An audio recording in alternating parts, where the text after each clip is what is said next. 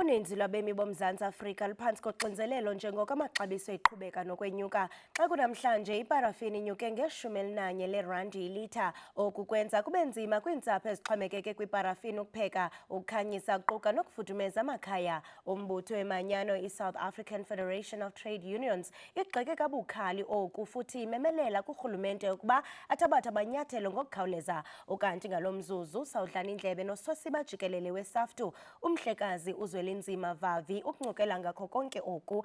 Mhlekazi uVavi, masikubulise sikwamkele SABC lihaye sibambe ngazibini ngexesha lakho. Mandibulise kuwe ndibulise kubantu osebenza nabo apho estudio, mandibulele nangethuba, ndihloniphe ndikuqe ngamadolo, ndibulise bonke abantu abakumameleyo nabakubukeleyo kulo mzuzu. Sibambe ngazibini. Mhlekazi uVavi, amakhaya anengeniso esezantsi axhomekeke kwiparafini. Xa yenyuka ngoku nge-11 rand, ingaba mhlawumbe kokunyuka kwamaxabiso kuthetha ukuthini kubo? Ithetha ukuba ilifu elimnyama liyaqhubekeka, liyalibangqindilili ukudlula kwangaphambili.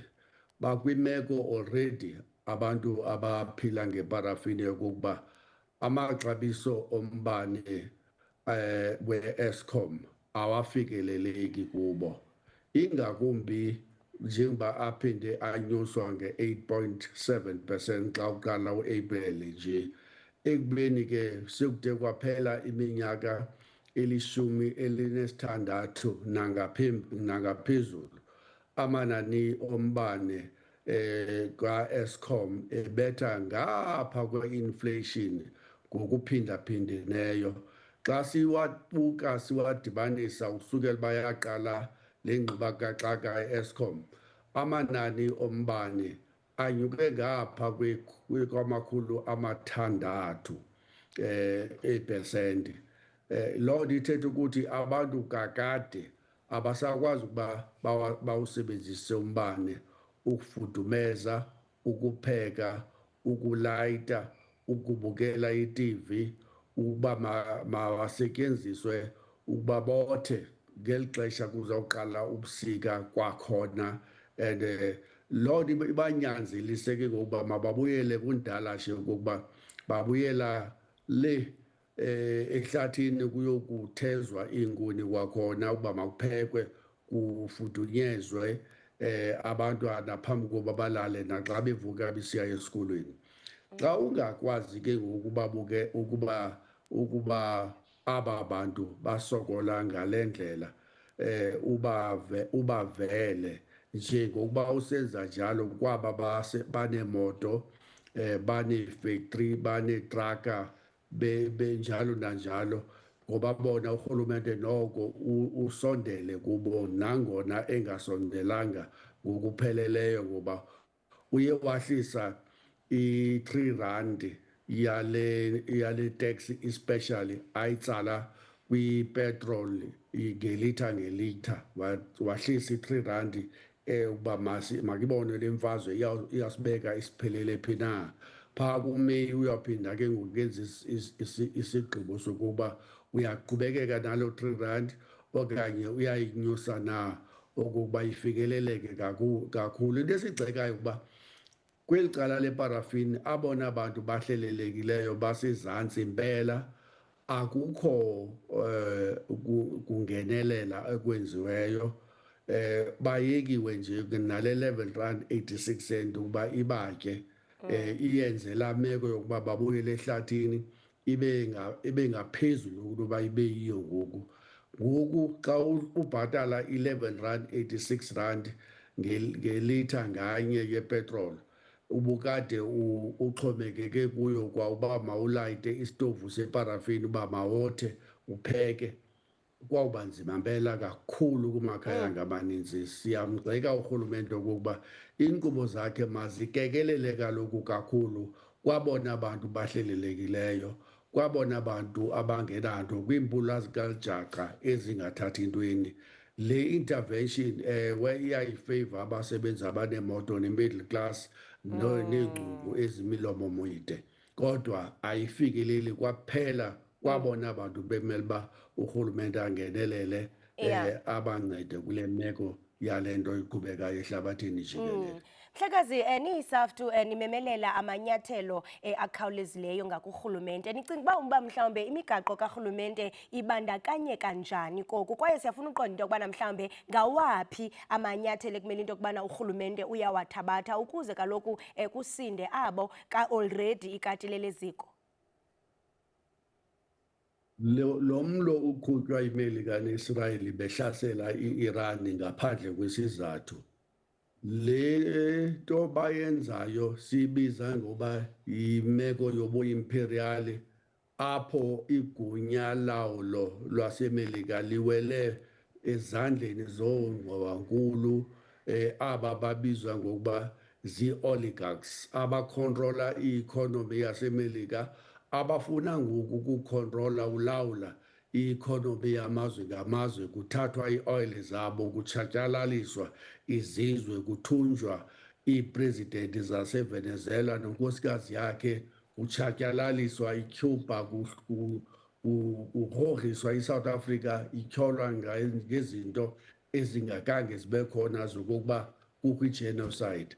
Wonke lo malinge enze okokuba ixabiso le-oil liphakame ngendlela enze ukuba sichaphazeleke sikude kangaka kulaa ngquba kaxaka iqhubekayo phaa eMiddle East. Siyathwaxwa ke ngoku yiloo meko, and sithi ke ngoku kurhulumente sokuphelela nje kule R3 ngelitha yokuba uhlise le subsidy okanye le tax isispecial kwipetrol esiyisebenzisayo njengabasebenzi, njengeeteksi, njengoluntu jikelele. Udlula kule ndawo. Okokuqala, into esiyilindeleyo into ezokwenzeka kukuba amaxabiso okutya azawuphakama kakhulu ukudlula kule ndawo ukuba awasafikeleleki kakade. I-17 million ukuya kwi-20 million yabemi baseMzantsi Afrika inyanzeleka okokuba mayidlulise ingatyi isoporo okanye ibreakfast okanye ilantshi ngokuba ayikwazi ukuba ifake iipleyiti zibe ntathu ngosuku. 17 million. 62 bamemi baseMzantsi Afrika baphila ngaphantsi kwale nto iYunivesithi yaseKapa ithi i-upper bound poverty level, ukutsho ukuthi indlela ebhetelanyana nje yokuphila i-62% engaphantsi, ngoba elo qondo lithetha ukuthi wonke umuntu orhola ngaphantsi okanye ophila ngaphantsi kwi-R1,558 ngenyanga, loo mntu uphila kwindlala ebomvu. Amaxabiso okutya afikelelekayo anezoco i-nutrition athi afuna i-6,500. Loo mali i-6,500 ingapha kwepension, ingapha kwe-child support grant, ingapha kwayo nayiphi na inkqubo karhulumente ayizamayo ukukhawulelana nemeko yokugquba kwendlala kubantu baseMzantsi Afrika. Sithi ke ngoku urhulumente makangenelele phaa kukhontrolwe iiprayisi zokutya, into yokuqala esiyithethayo. Okwesibini, sithi makafake le nto kuthiwa yi-basic income grant ye-R1,500. Wonke umntu orhola imali engaphantsi kwaleyo, nokuba ukwipenshini okanye ufumana uxhaso lukarhulumente okanye akanamsebenzi, abo bantu mabongezelelwe nge-R1,500 okukuba mabakwazi ukuphila isuku nesuku. Nangona ke i-R1,500 ingesezantsi le kwakulaa manani bethetha ngawo ngoku we-upper bound poverty level, kodwa kungabhetele kunale R370 urhulumente ayisebenzisayo ngoku. Okwesithathu, sithi urhulumente makangenelele oosomabhizinisi aba bakwi-retail bangakwazi ukulahla ukutya okusaphilileyo kuba bejonge iprofit. Ukutya okusaphilileyo makusasazwe, kwenziwe ii-soup kitchens, indawo apho abantu abahlelekileyo bangafumana ukutya okungakwazanga ukuthi kuthengiswe, kuhliswe amaxabiso okutya, kufikelele kwiimpula zikajaca zaseMzantsi Afrika. So zezo nto sizibeka phambili. Ukudlula ke izithuba zemisebenzi masibe khona ngoba awukwazi ukwenza nayiphi na into egcweleyo abantwana bethu bengafumani imisebenzi bejikeleza ilanga mihla nezolo bengenamisebenzi. Yiyo le nto ubundlobongela bunyuke kangaka kwilizwe lakuthi. Xa sijonga nentswelangqesho ithe kratya ku-32%, into ethi abemi boMzantsi Afrika kuyawunyanzeleka into yokubana baxoze mphini wumbi. Futhi siyafuna uqonda into yokubana uba ngaba kuba selutshilo into yokubana ngawaphi okanye wacebisa uba ngawaphi amanyathelo urhulumente ekumele into yokubana uyawathabatha uqinisekisa into yokubana usiphula nengcambu oku. Uba ngaba mhlambe kuyaqhubeka ukwenyuka kweparafini mhlekazi, ingaba mhlambe xa sizawujonga ii-long term effects kwilizwe zizawuthini? Indlala izoba bomvu ukudlula kuba ibisibomvu kakade kwilizwe lakuthi. Nansi into yokuqala, abasebenzi bachitha i-60% okanye kwikhulu ngalinye abanalo, i-60% okanye i-R60 yalo iya kwi-cost okanye kwixabiso lepetroli okanye lokutya. Kwezo nto zombini zithatha i-60%. Xa unyusa ke ngoku onke amaxabiso eparafini, ipetroli, idizili, kutsho ukuthi izawunyuka laa 60%, inyuke mpela. Kutsho ke ngoku kungabikho space sokuba ungakwazi ubhatala umasipala, ubhatale iinkonzo, ubhatale umbane, ukwazi abantwana baye esikolweni, noko benesikhaftina. Uzoxhomekeka ke ngoku urhulumente ngayo yonke into. Ayilunganga ke loo nto kwilizwe esalilwelayo okokuba suke sibe uyabona uba ngoku sizimbacu, iimbacu nyhani ingathi sicholwe sibaleka intshutshiso kulaa mazwe kunemfazwe. Asifuni uphila nje ngembacu, ucaca uba yonke into sixhomekeke kurhulumente. Sifuna imisebenzi, sifuna ukuziphilela, sifuna isidima sethu njengabantu sibuyele kuthi, sikwazi uba siyazisebenzela, sizakhela izindlu. Abantwana bethu siyabafundisa ngokunokwethu ngoba sisebenza apho imivuzo ikwazi ukuthi sikwazi ukusondelelana nezo meko zokuphila. Ngale ndlela siphila ngayo ngoku sisondela kancinci kancinci ukuba laa nto kudala sayithethayo ukuba sihleli phezu kwebhombu apha eyawuzeke imini iqhushumbe, kuthi sonke abantu basuke eAlexander bongena eSandton bavula iifriji belambile batye. Abantu bavuke ubundlobongela emalokishini bongena emadolophini besithi silambile, asinamisebenzi.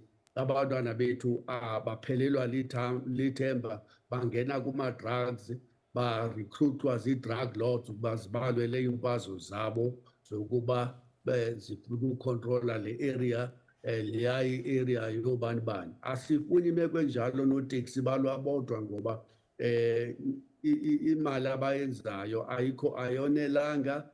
Bade kucaca uba abanye bayatyholeka uba badubula neebhasi ezi kuba bebona uba nabo ezabo iibhizinesi ziyatshabalala. Into esiyinqandayo nesingayifuniyo kwaphela yokuba oonoteksi aba babubuso beebhizinesi ezimnyama ukuthi mhla thina saze sayikhontrola i-economy sawuphatha kanjani na. Sibonakale ngokuba sizawuphatha ngokudubulana thina qho basibona inqathana lisiwa etafileni yongqwankulu. Kuyatshiwo kuthiwe indlala inamanyala, intsusela yako konke oku yindlala. Mhlekazi uVavi, njengoko niyiSAFTA nigxeka kabukhali konke oku, uba ngaba urhulumente akaphenduli kwezi zicwangciso, ingaba niyiSAFTA okanye niyiSAFTA uxabene iza kuthini? Sivela kwi-conference ebesinayo sizezi federation zine ezona zinkulu eMzantsi Afrika, i-COSATU, iFEDUSA, i-NAFTU kunye nathi siyiSAFTU.